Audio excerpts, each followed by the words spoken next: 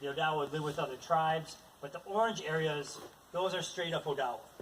Those are primarily Odawa hunting areas, fishing, and villages, all the way into Manitoulin.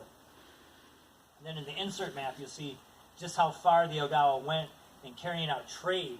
And the most extreme account of Odawa carrying out trade is Lake Athabasca, way up almost into the Yukon. And there's records of Odawas traveling that far to get beaver pelts. So these guys would be gone for years at a time to carry out trade. There's Winnipeg, there's a lot of activity, and that's where Waukazoo was at a lot of the time. And then, of course, going over to Montreal and so on and so forth. So the Odawa got around quite a bit, and they would do this in birch bark canoes. That's how they traveled. And the motor was you. I mean, you paddle, and you had sails, but these guys were out traveling on the water. As long as the water was open, they were on the water, traveling. And the women in the villages were very involved in this fur trade. They set the prices for all the goods that came and went. So they would say, you better get so many pots and pans, so many rifles, of this batch of beaver skins, and so on and so forth. So they had a very active role in the business.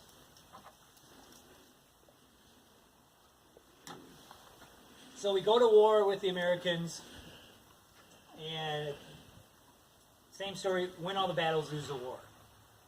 And most Odawa side with the British against the Americans in the War of 1812, including Waukazoo's brothers, when I say Siganak and Makare Penase, Ninigan, the wing, would side with the Americans. But then the reality of removal sets in for tribes east of the Mississippi after the war. So as soon as the war is over in 1815, the United States starts to look at westward expansion. But there's a problem. There's all these tribes living on the land. So the United States starts to develop policies of clearing the land for settlement and development. Now this had been in the plans and the works since 1776. George Washington, Ben Franklin, they all had ideas about Indian removal. They had different philosophies on how to do this. But after the War of 1812, these philosophies became policies. And the rubber hit the road in 1830 when Andrew Jackson made it law with the Indian Removal Act. So this made it, in terms legally, to remove natives from their lands. But what goes hand in hand with the Indian Removal Act is civilization policies. And civilization policies are enforced on tribal communities by the federal government with the aid of Christian denominations. So a lot of tribes had different denominations living with them for over 2 centuries, Catholics, Methodists, and they had a lot of relationships built with these communities. So when the government came in and said, we want to civilize all these Indians, all these savages, we're going to need you to be many times the tip of the spear, because a civilized person cannot be non-Christian. That does not fit into the equation with the federal government at the time. You have to be Christian to be civilized. So what better partner than the churches? This is all within a decade after the War of 1812 takes place. This happens instantaneously in a lot of communities. So in order to navigate these troubling waters that are going through our communities, some of the leaders had to decide what we're going to do in order to stay home. Because our religion became outlawed, our subsistence became outlawed, our government everything became outlawed. And it wasn't until 1978 with the Indian Religious Freedom Act that natives could practice their religion openly in the United States. So this time period, it becomes strictly forbidden. So what is being civilized in the eyes of the government at this time? You become Christian, you become a farmer, you manage small lots of land called allotments, you dress as an American, you receive a Western education, no tattoos, that was a big one. Native religion is banned, stress English as a primary language, you live in cabins, not wigwams, and you stop hunting and fishing. And this was the biggest one, in my opinion. You stop covering large areas of territory for seasonal harvest. Because a civilized person has 40 acres, 80 acres, you farm, you manage that property. You don't spend all your time, they called it roaming the land, hunting and fishing. These are all hallmarks of the government's eyes in the 1800s as being a savage. And it took me a long time to read these records and not get really angry of savage this, the savages of Cross Village, the savages of Harbor Springs. And these are government reports from Indian agents. These are the reports from the priests, these are reports from teachers. all the way up until the 1900s. That's the word they used to describe natives, is savage. So I had to train myself not to get angry and shut down and shut the book, and just have to pick through this and look for the information that's valuable. So for example, the savages at Harbor Springs grew lots of corn. Okay, my ancestors grew corn. That's good. So it took some time, but these policies were in place for over 100 years. And this was federal law. And there was no negotiating the civilization policies. You had to go through these. And if you did not go through these, you were removed west of the Mississippi where all the other savages were. Indian country. So, the people of northern Michigan, the Odawa, said, we're not going west. We want to stay here. So they started to implement all these changes within themselves and their communities instantaneously. This is one of the earliest sketches of an Odawa from 1667, 1668. And this is from La Salle. He's an early French explorer. And he's up in the Upper Peninsula. And he's traveling through, and he's sketching all these birds, animals, people. And this guy really caught his eye. And his name is the Firebringer. And he's just west of Keweenaw Bay with a big band of Odawa. And he's the main war chief for the Odawa in that area. And this is just an image of one of the earliest images of what my ancestors look like. Shaved head, very little hair, if any at all, and heavily tattoos that you can see from head to foot. All these early explorers, these guys tattoo themselves all over. So it's become a great inspiration for me. So now I'm trying to implement this guy and get my tattoos done as I go along. So that's what an early Odawa guy looks like. How were tattoos done at that time? That's an excellent question. Because as I started to get my tattoos, I wanted to go old school, but nobody knows old school anymore. Yeah. So they would get a needle, usually made out of a bone, and they had different sizes. And then they had a little hammer. And then your inks were bear grease, charcoal, and then there was some type of antiseptic to kill infection. And so that was the ink. Bear grease, charcoal, and there's a plant they use to kill infection. So I always stress that just in case somebody tries to make their own ink. These people were scientists, they knew what they were doing. I know tea tree oil. I don't know. But then they would just get a little hammer and tap all the lines. There's only one color, black. Oh, bear grease and the charcoal. So that was mixed? Yep. Okay. Yep. So That was it. huh. This is a replica of a Siganak, Waukazoo's brother's war canoe. And a Siganak is second from the front. And he carved this on Drummond Island after the war was over. And this is all the major war chiefs who fought in the War of 1812 from northern Michigan. There's a Siganak, Muckadee Penasay, Clap of Thunder in the Night, Macoons, the Bear Cub, and a couple other guys. And he went right down to the details of their paint, their tattoos, their hairstyle, their clothing, the canoe itself. And this is pre-civilization policies, pre-removal. This is what men from this very area would have looked like in 1810, 1800. So it's a very rare and special teaching tool that's in the Museum of War in Canada.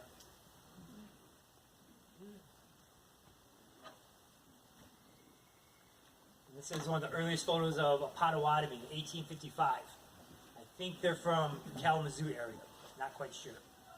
Northern Indiana, Kalamazoo. So you can see they're still hanging on with some of the dress, some of the appearance. You know, these policies are law, but they're not quite taking effect as quickly as the United States wants them to take effect. People still have long hair, they're still wearing leggings, they're still wearing feathers. But this is a really early photo of men from the Great Lakes. This is 1900, so in 50 years you can see the change. So you go from this Well, actually, this is 1800, 1855, 1900. These three guys are from Harbor Springs. And the main guy is Joe Kijigo Penase, Joe Daybird. He's an elderly man on the left. Joe Mixicong, and I forget the guy in the middle. And in 1905, they sued the federal government for monies owed from a treaty. And the government never paid. And these guys said, hey, Uncle Sam, we know you owe us about $200,000. You need to pay up.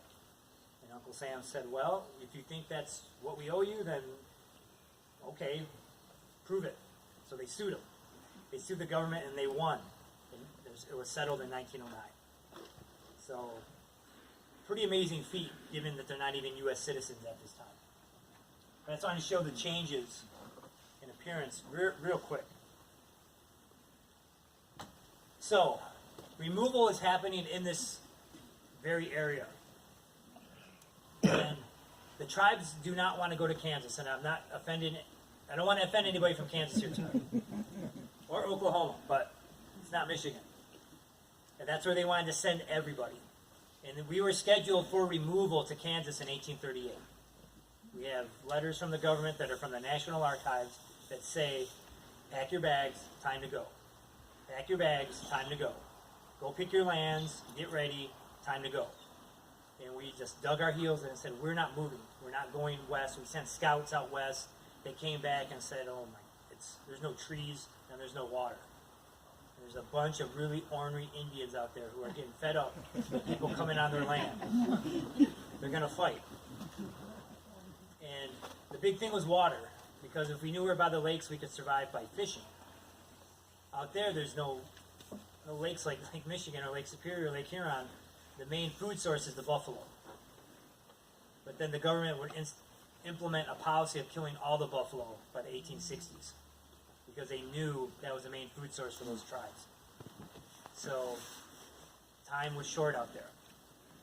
So the Odawa Ojibwe Potawatomi Band signed multiple treaties to stay in Michigan, and a treaty is basically a contract. And we had to get into these treaties in order to stay home. The 1821 Treaty of Chicago and 1836 Treaty of Washington, D.C. had the biggest impact on Waukazoo's band. These treaties cede lands, retain rights, provide services, and monies for land ceded. So people ask what treaty is what on how much land.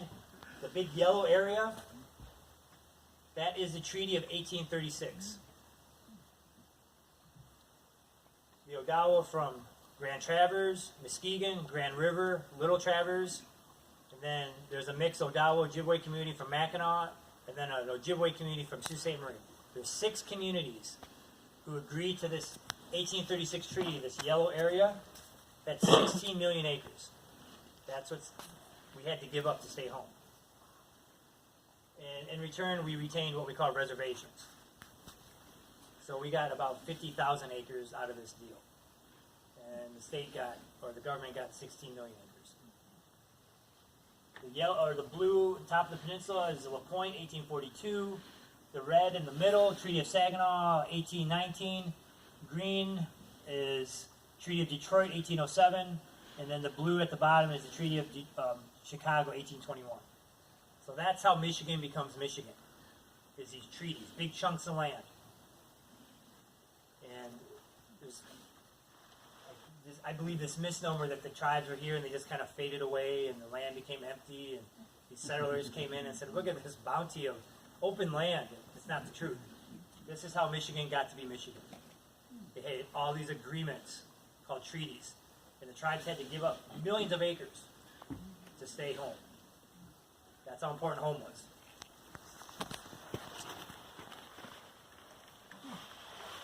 So the establishment of Old Wing Mission. Due to pressure by American government to become civilized, tribes must form permanent American-style communities. No more roaming around, no more fishing, hunting. Got to stay in one spot.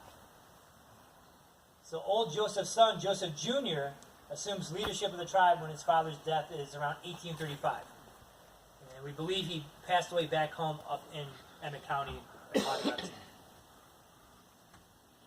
So they're deciding if the government says you have to stay in one spot, what's the spot you're going to stay in?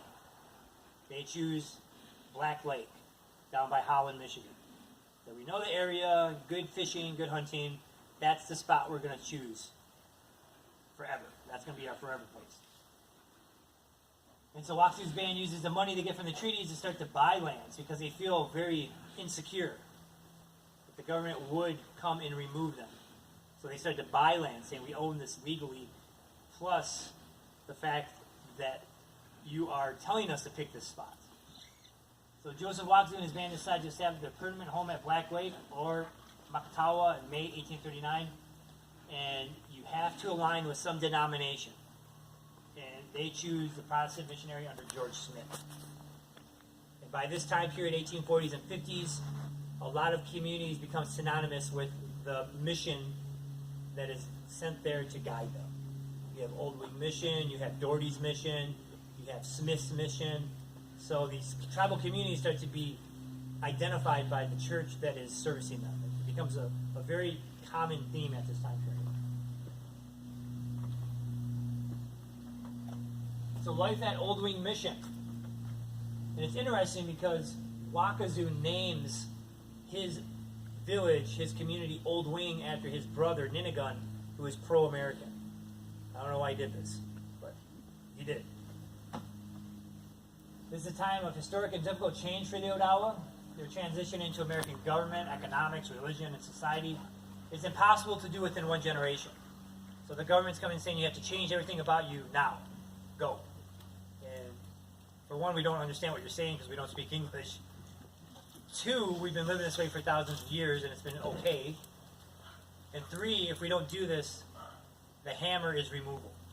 If you don't do these things, you're going to get pushed out. So everybody starts to change as fast as they can. But the seasonal cycle is hard to break. Many Odawa continue to go back north in the summer seasons and hunt for extended amounts of time. And I read all these records of the school teachers and they drive them nuts. Everything's going real good until spring. Then everybody's out making maple sugar for weeks. Then all the kids come back. And then, they're gone again for fishing for weeks. Then they come back. Now they're gone again for harvesting. Then they come back. And these teachers are just at their wits' end with the cycle. But this is how people feed themselves. And it's a constant struggle for Smith and his family.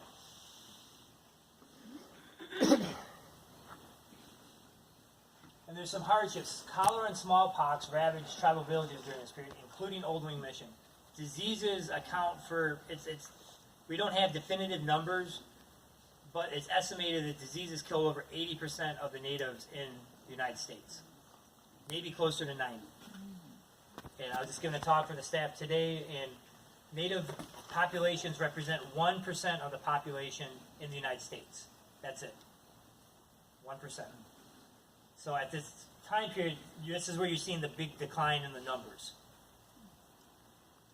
And there's one really just brutal instance of disease, and this is all in the same time period, 1836, 37, 38, 39, 40, 41, 42. All these diseases are going through Michigan. And in 1838, down in Saginaw, disease hits really hard. It's cholera, smallpox, influenza. And out of 900 people, over 300 die. That's a third of your population dying in one season from disease. And it's hit so hard and so fast that the people who survive have to literally remove themselves into the woods. Because if you touch somebody, you become contaminated and you die. So it's just an unimaginable scenario where your family dying, your son, your wife, your grandmother, and you can't do anything but run and hide and let the disease run its course. In this one instance down in Saginaw, they went into the woods to hide, and when they came back to bury their dead, all the wolves came out and they were eating them. And it's almost like a horror movie scene to see this. This is this time period. This is what's going on. And they had to shoo the wolves away and then bury their dead. But these diseases were going through Old Wing Mission. They came through here at Grand Traverse, Little Traverse. Everybody was getting hit really hard with these diseases. And on top of this, alcohol abuse is rampant. And it took me a few years to understand, because I kept reading these records about how much people drank during this 1830s and 40s period. And it just dawned on me one day, they're self-medicating. You know, you're seeing all of this destruction. Some people just said, I'm just going to numb myself. I'm just going to drink. Because for a while, I was like, why do they always say, you know, the Indians are drunk, the Indians are drunk, which feeds into the stereotype of the drunken Indian. This is why they're drinking. Everything's falling apart. And Waukazoo's band is isolated for some time from other settlers, but that would change when Dutch immigrants would bring disease, and they start to compete for land and resources by 1840s. Joseph Waukazoo Jr. dies in 1845, and he's succeeded by his brother Peter. But the civilization policies are intrusive in every aspect of Odawa life. Removal. Waukazoo's brother Signac voluntarily removes his band to Manitoulin Island in 1838. They send the scouts to Kansas, they come back, and like, no, we can't even, we're not even going to risk this. We're going to remove ourselves to Canada, to familiar territory. And that's what they do. So 2,000 people living at Little Traverse at that time, 400 removed themselves. That's a big chunk. They were not even risking going out west. We're going into familiar territory. Southern Potawatomi, Odawa, and Ojibwe removed themselves to Wapu Island and Sarnia, Ontario, 1830s and 40s, to avoid forced removal. Everybody's running. They're just getting out because they see in Indiana, Ohio, Illinois, just getting cleared out of all the Indians. So they don't want that to happen to them, so a lot of them go to Canada. And removal happened here in Michigan. Michigan Potawatomi of the Nottawasapi Band are caught and forced west to Kansas. This is one of the craziest stories I've ever read, where these, what they call conductors, hired men by the Army, because the Army stretched so thin in catching Indians that they hire local settlers. And these settlers hunt down this band of Chief Mwango, capture him and about 400 of his tribe, and ship them out west. And in the middle of the night, somewhere in Illinois, all these conductors get really drunk. And Mwango says, this is our break. And they run. And they run literally from Illinois all the way back into Michigan. And they establish their community at Athens, Michigan, where they are today, the Nottawasapi Band. So that's the extremes that people are going through to stay home. And Pokagon, there's a tribe named after this leader, Pokagon Band of Potawatomi down in Kalamazoo. The Pokagon Band of Potawatomi directly confront the army sent to remove their band and successfully defend their right to stay home in 1838. So in this 1838-1840 is when most of the removal in Michigan's happening, and General Hugh Brady of the U.S. Army is given orders by Secretary of War Lewis Cass, clear out all Indians in Michigan, all of them. So they start in the south, and they're going through and removing, and Leopold Pokagon says, no, you can't remove me because I signed this treaty. It says I can stay here. So he goes to Detroit, and he gets a written opinion from a Michigan Supreme Court justice, has it in writing, goes back to his village.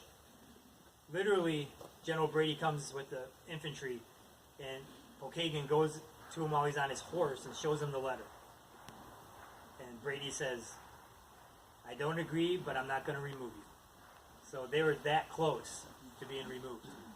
And Pokagon dies literally 6 months later. It's like his last big push. So naturally, they named the tribe after the guy. You have to. I mean, this guy kept you from being pushed out. So this is what's going on in the 1830s and 40s, while Waukazoo's band is just trying to figure out, where are we going to stay? You see, just south of us, all of this is going on. And this is a journal from one of the conductors. And it goes on and on and on, but I just want to real briefly read a couple entries. This is 1838, and they're removing Potawatomis. And Indians dress up to pass through Springfield, so they dress them up. It's like this dog and pony show as they're removing them. Say, look, we got real Indians. You better see them while they last, because they're going. Camped at stream with little water. Island Grove. Child died. A dragoon. Dismissed for intoxication. Child fell from a wagon and was crushed by wheels. Will probably die. Marched into Jacksonville Town Square with presents of tobacco and pipes given to Indians by citizens. Band played and escorted Indians. Able to wash clothes, make moccasins. 2 children died. And then the last one just says a child died. No name, no age, no sex. No parents, just a child died. This was the day-to-day on these removal marches. And the most infamous march is the Trail of Tears with the Cherokee. Every tribe had either their own Trail of Tears or steps to avoid those Trail of Tears. And that's the trail that the Potawatomi, so they call it the Potawatomi Trail of Death in 1838. And you can see it's just, Waukazoo, Holland, Michigan would only be just north of this. So they're seeing this happen right in their own doorstep.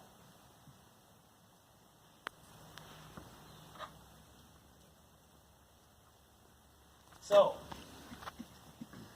Waukazoo, Peter at this time decides we can't stay here in lower Michigan. For one, we might get removed, and 2, we might die from disease. So Joseph and his band repeatedly petitioned the government for services provided under treaties, physician, carpenter. They request for the money, their annuity payments to be paid at Grand River and not Mackinac because it's a long journey.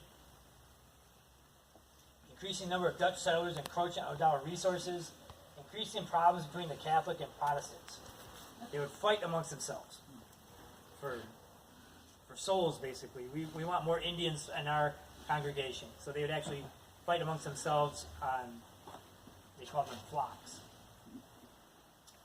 Relationship between Smith and Waukazoo's band would be strained. Disease is still going through. Then 1845, Joseph Waukazoo dies. And then Waukazoo's band receives permission to sell their lands. They've been trying to move out, and then they finally sell their lands, and they prepare to move north. Then June 1st, 1849, Peter Waukazoo and his band leave Allegan County to establish a new home on the Leelanau Peninsula at Northport. This would become the Grand Traverse Band of Ottawa and Chippewa Indians.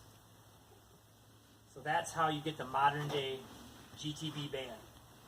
It's from these Odawas from northern Michigan, Emmett County, going down to southern Michigan, then finally coming back home to here.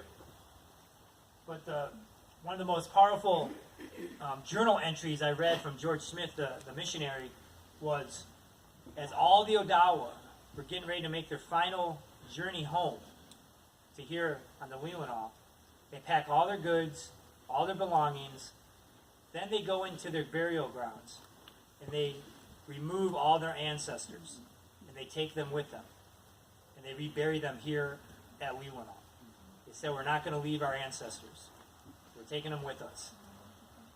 They had their own special canoe with paddlers.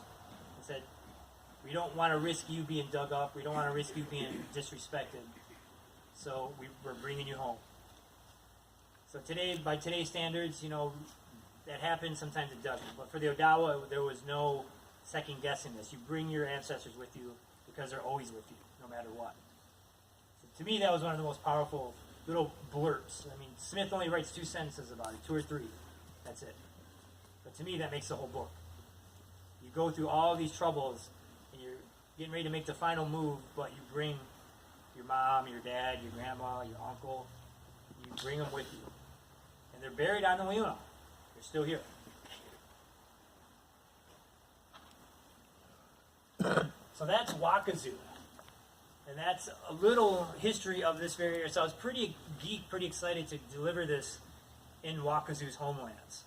And I have, you know, genetic blood ties to all Odawas, but to be here where Waukazoo finally settled, it's pretty special. And I can see why they chose this area after spending some time down here. We're going to make one final last stand.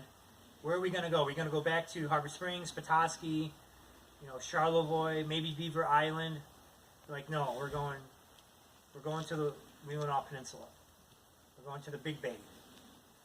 We have family at the Little Bay, Little Traverse. We're going to the Big Bay. And I can see why. It's like, yeah, this place is pretty good. I mean, I got a real, bias towards northern Michigan with Emmett County, but this is right up there. So that's a little bit about Waukazoo, a little bit about this area and what tribes are going through to stay home in this period. And this is something that is briefly touched upon in a lot of history books. And usually it's about the Cherokee, and then they go on to the next thing. But that was happening here. It had big repercussions. So it's quite amazing that there are natives to this amount in Michigan. When you're looking at being 1% of the population, there's 12 federally recognized tribes in Michigan. We have the 5th highest native population of all the tribes in the United States. We have quite a few natives. And it's because of people like Waukazoo, Siganak, Muckadee Penasay, Pokagon, Chief Moago, going through these pretty extreme times, making these decisions to make sure I'm here today. So I'm not giving this talk in Kansas or Oklahoma in the blistering sun and the dust and everything else. I'm in a very pristine spot. So got time for a few questions if you got any, but I want to say miigwech, that's thank you in our language, and I was just told by an elder, miigwech means more than thank you. It means to him, he was telling me, I'm grateful for all that you have given me. So you have given me your time tonight, and I'm very grateful for that, because there's a lot of other things you could be doing, but you came here. So, miigwech.